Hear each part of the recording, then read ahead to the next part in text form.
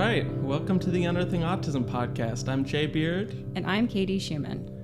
All right, so today's episode is all about Katie's story. Usually we're some self-diagnosed folks from Orlando, but Katie's actually got her diagnosis.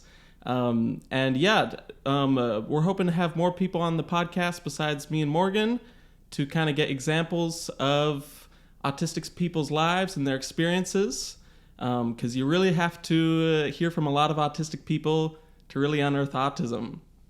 So today we're going to introduce Katie, learn some basics about her, go over her childhood, some of the early signs of autism, go over your story about realizing you're autistic, and talk a little bit about what you're up to now, how we met, and your podcast. And we're going to end with a cool performance of us playing together. We're going to do a song from the Little Mermaid, and you're dressed up for it.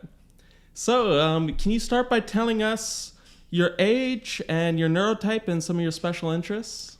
So I am 29 years old. I am diagnosed autistic, self-diagnosed ADHD, you can't technically be diagnosed with nonverbal learning disability, but when I got my autism diagnosis, the psychologist did say that I have that.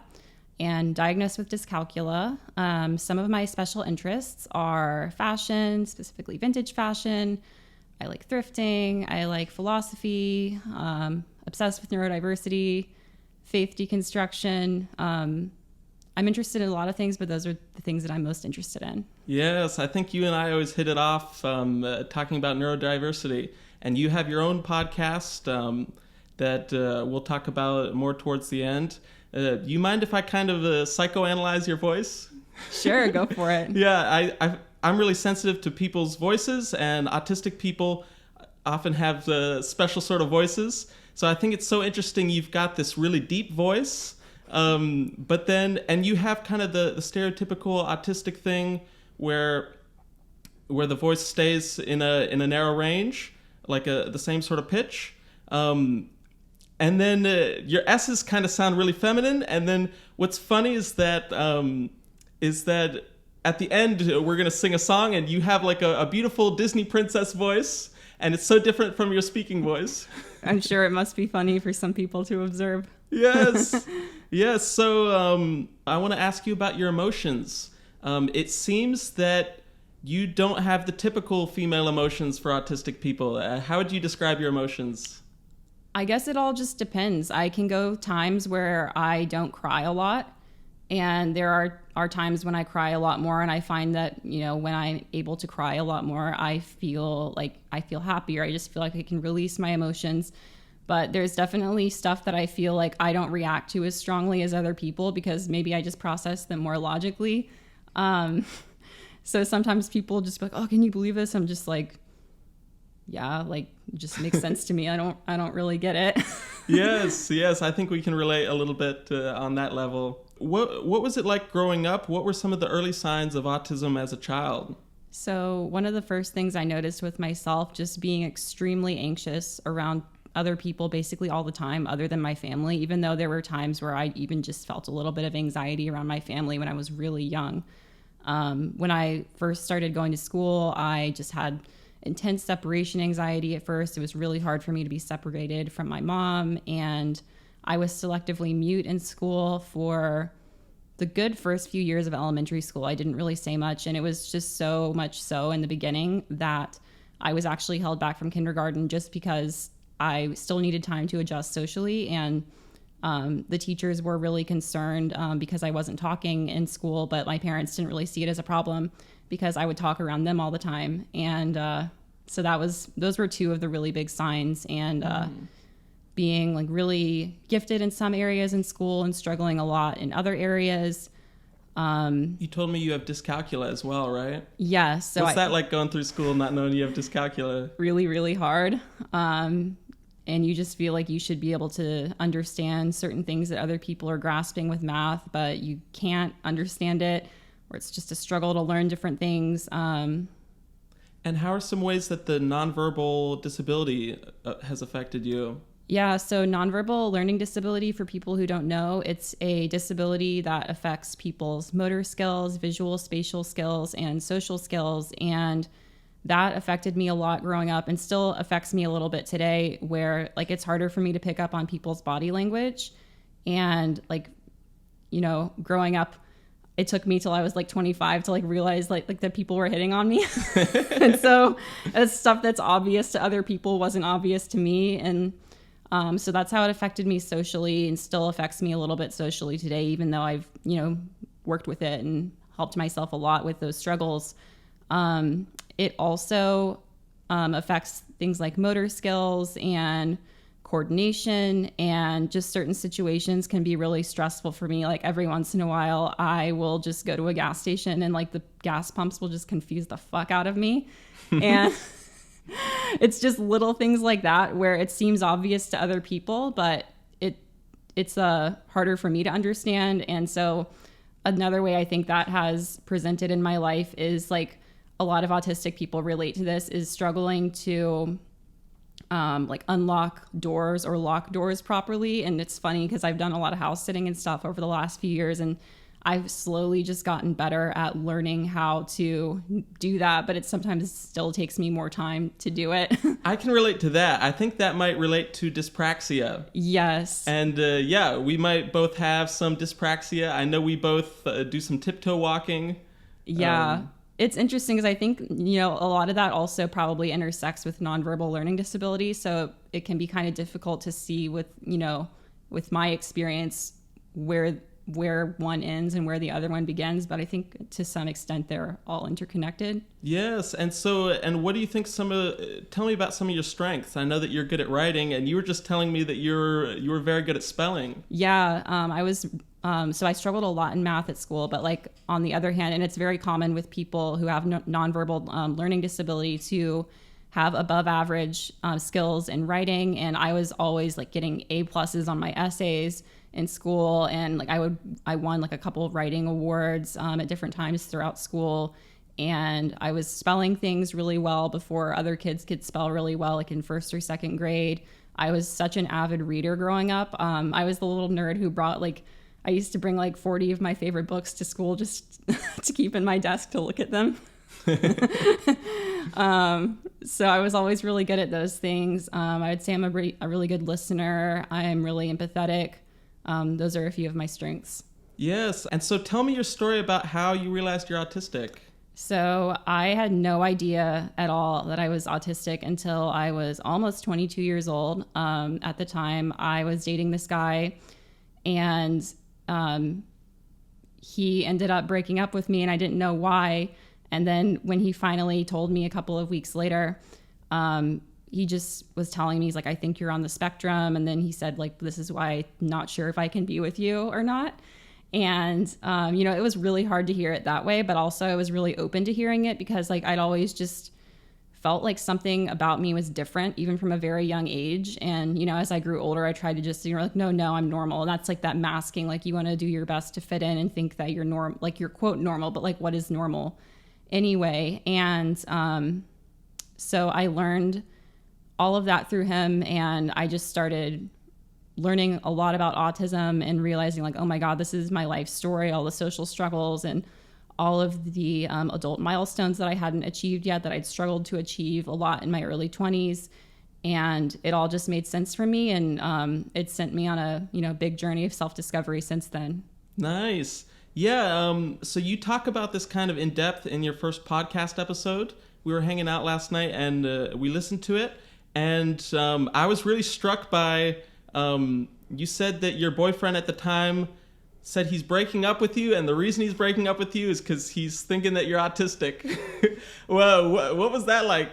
It was hard to hear, and at first it felt like a confirmation of the negative beliefs that I'd had about myself my entire life, just because there was so much in me that I was afraid to face, you know, because of all the masking and because I'd never done any work, and all of my religious conditioning that I was raised with was just essentially taught me to brush things under the rug. And so it's like learning that was really hard at first. It didn't feel great to hear.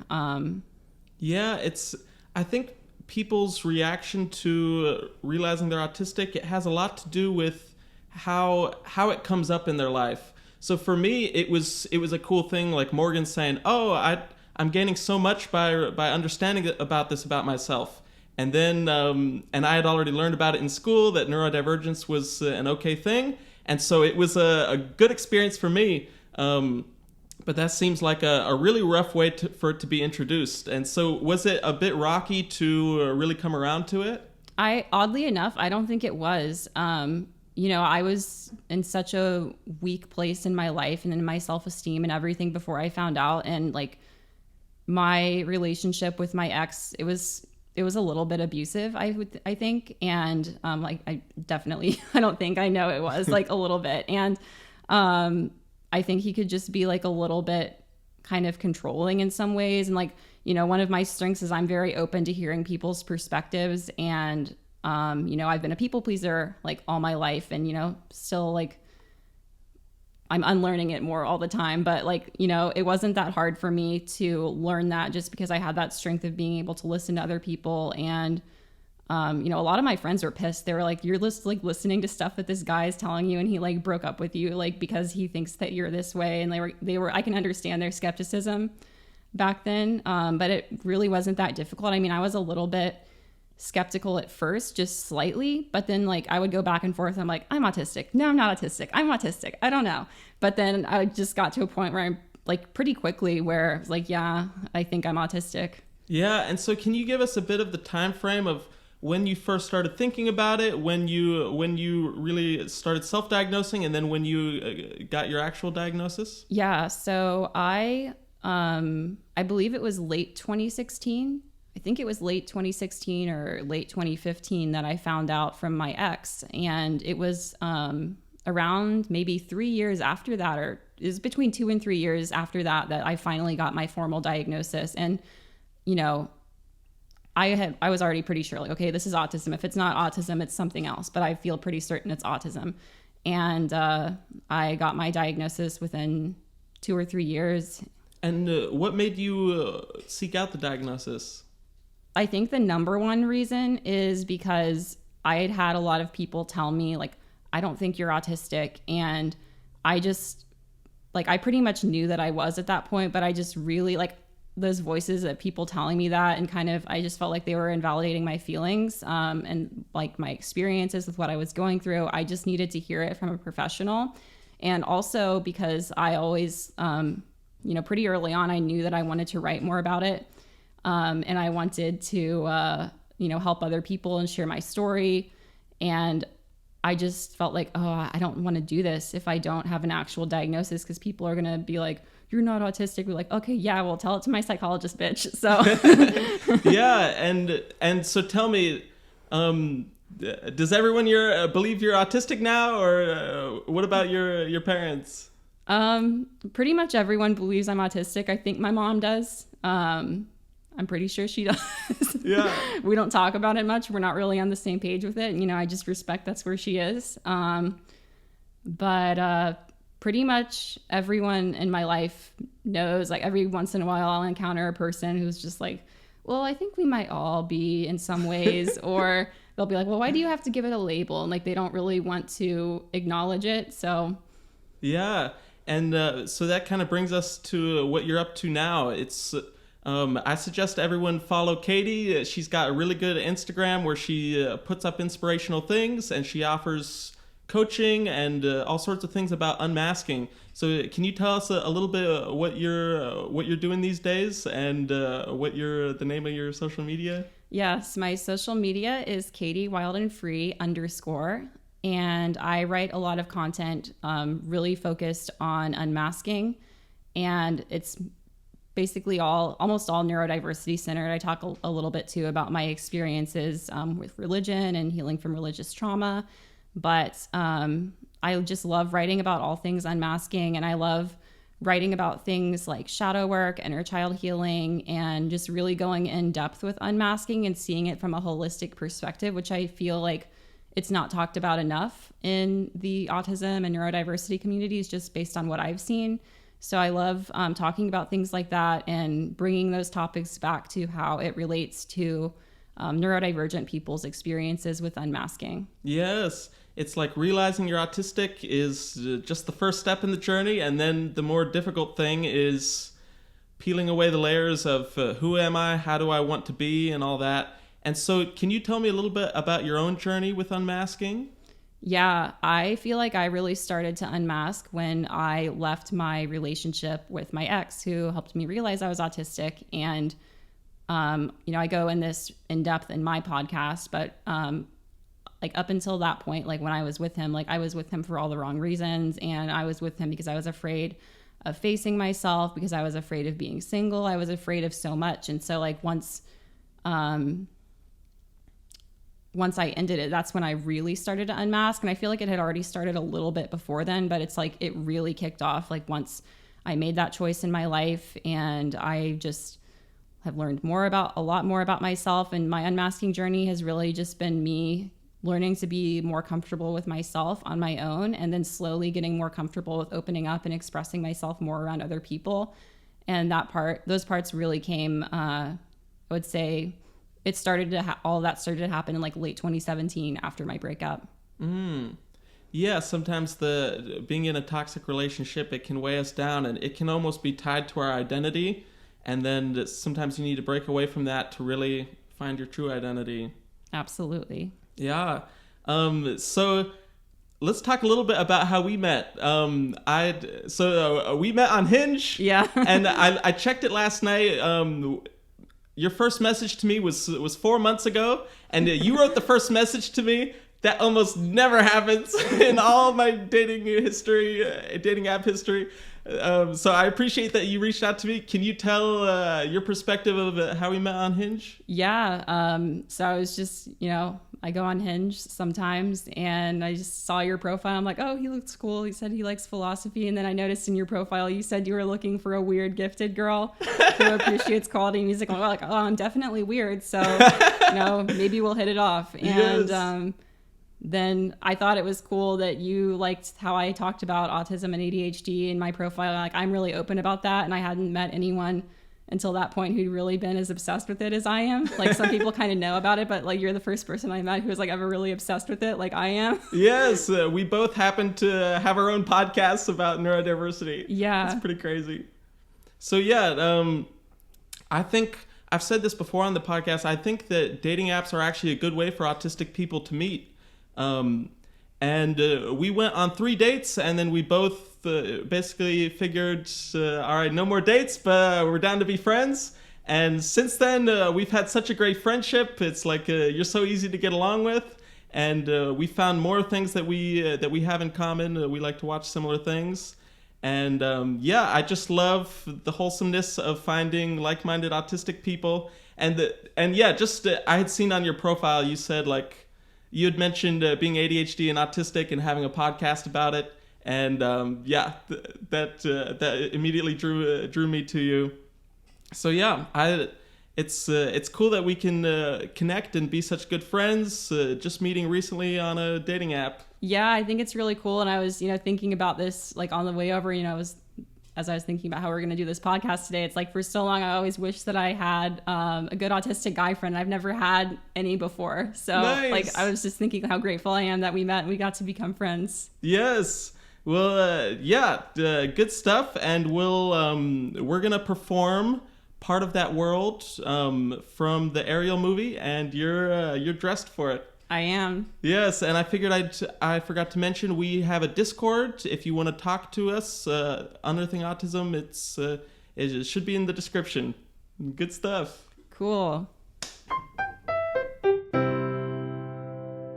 I'm going to use it to brush my hair a little bit in the times when I'm not singing.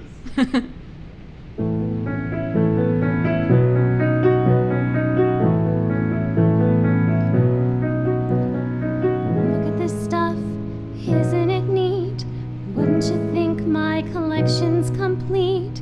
Wouldn't you think I'm the girl who has everything?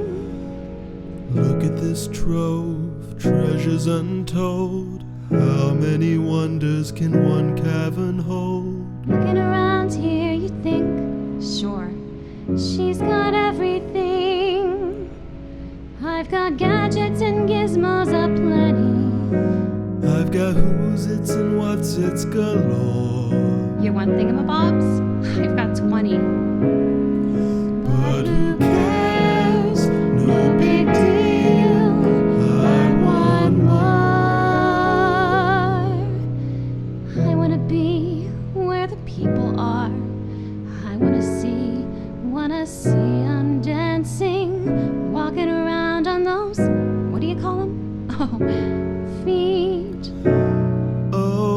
Flipping your fins, you don't get too far.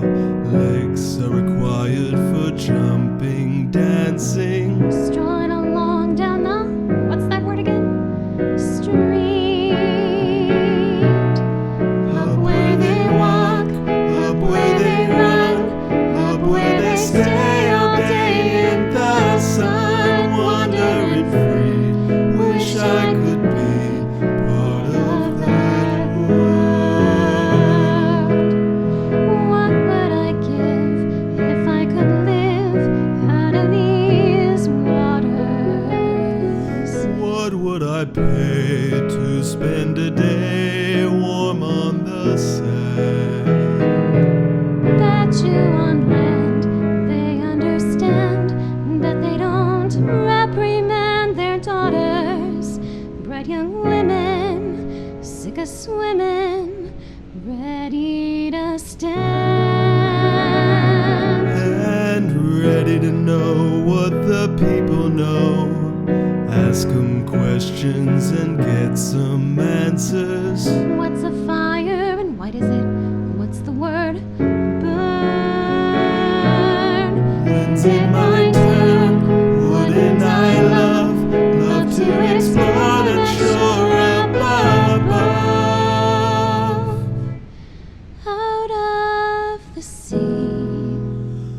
Wish I could be part